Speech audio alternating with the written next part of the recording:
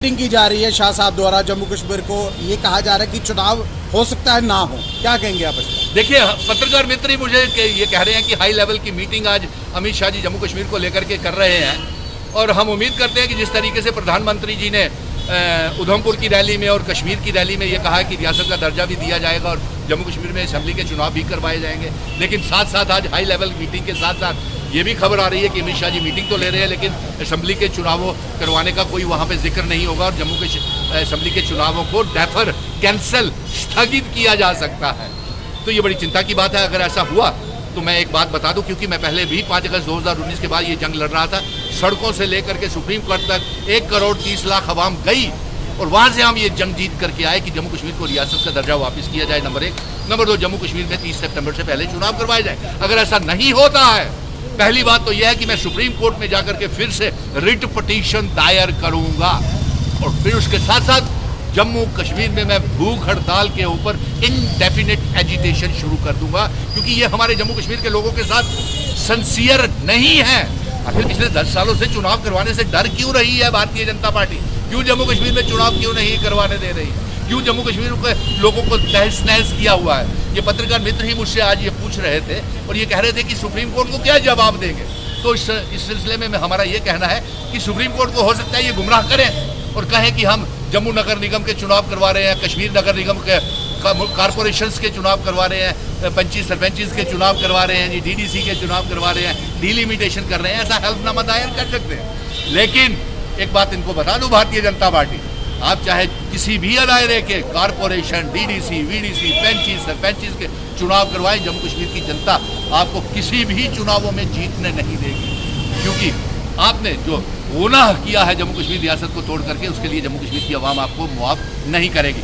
आप चाहे कारपोरेशन, पंची सरपंचेस के भी चुनाव भी करवाएंगे, वहाँ भी आप बुरी तरह से हार जाएंगे।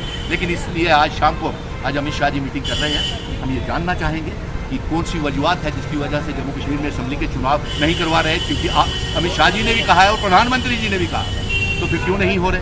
दूसरा ये है कि बहुत से पत्रकार मित्र यहीं पे मुझे कह रहे थे कि बहुत से पीडीपी के नेता सारे अपनी पार्टी के, अल्ताफ बुखारी के पार्टी के नेता बड़े पार्टी छोड़ करके आ रहे हैं और ना जाने कांग्रेस में जा रहे हैं, नेशनल कॉन्फ्रेंस में जा रहे हैं। आज़ाद के लोग भी बहुत से पार्टी छोड़ के आ रहे हैं, शायद नेशनल कॉन्फ्रेंस या कांग्रेस में जा रही है या इंडिया गठबंधन में आ रहे हैं। भारतीय जनता पार्टी के विचार, हाँ, भारतीय जनता पार्टी। हाँ, सुनने में ये भी आया कि पत्रकार मित्र कह रहे हैं कि भारतीय जनता पार्टी के बहुत से नेता हैं जो घर वापसी कर रहे हैं। क्या उनका दिल भर गया? मंत्रालय मिल गया उनको, विधायक मिल गए शायद, इसीलिए वो। या फिर सबसे बड़ी बात तो ये है कि एक तो चुनाव नहीं करवा रहे हैं, दूसरा हार के डर से चुनाव नहीं करवा रहे। तो इसलिए का मतलब है शायद वो इसीलिए घर वापसी कर रहे हो, जो जम्मू की बात करते थे, शायद इसीलिए वो घर वापसी कर रहे हो कि मिलना तो कुछ है नहीं है लोगों ने, जम्मू कश्मीर के लोगों। अब बताइए, अब मैं पत्रकार मित्रों आपसे पूछता हूँ कि इनकी अगर 370 सीटों का दावा करते थे, 400 पार का दावा करते थे, अगर इनकी शर्मनाक हार हो गई, सीटें नहीं मिली, तो क्या उसमें जम्मू कश्मीर के लोगों का धोखा है और नुकसान का कसूर है कि जहाँ पे क्यों चुनाव नहीं करवा रहे? ये चाहते हैं कि जम्मू कश्मीर को ऐसे ही बंदी बना करके रखा जाए और फिर उधर पार्लियामेंट में काम की कोई बात नहीं करते। इमरजेंसी इमरजेंसी, ना जाने कौन सी इमरजेंसी की बात कर रहे हैं, 50 साल पुरानी इमरजेंसी जो हमने देखी नहीं। इमरजेंसी तो आज हम देख रहे हैं कि 5 अगस्त 2019 के बाद आप चुनाव नहीं करवा रहे, इमरजेंसी का दौर चल रहा है, किसी को बोलने नहीं देते, किसी की बात नहीं करने देते, किसी की सुनवाई नहीं हो रही। ये होती है इमरजेंसी। 2019 के बाद जम्मू कश्मीर की बेहद मुश्किल दौर से गुजर रही है। तो पत्रकार मित्रों, मुझे इतना ही कहना था कि एक तो अगर मेरी रियासत का दर्जा मुझे वापस नहीं मिला तो मैं भूख हड़ताल पे बैठ जाऊँगा।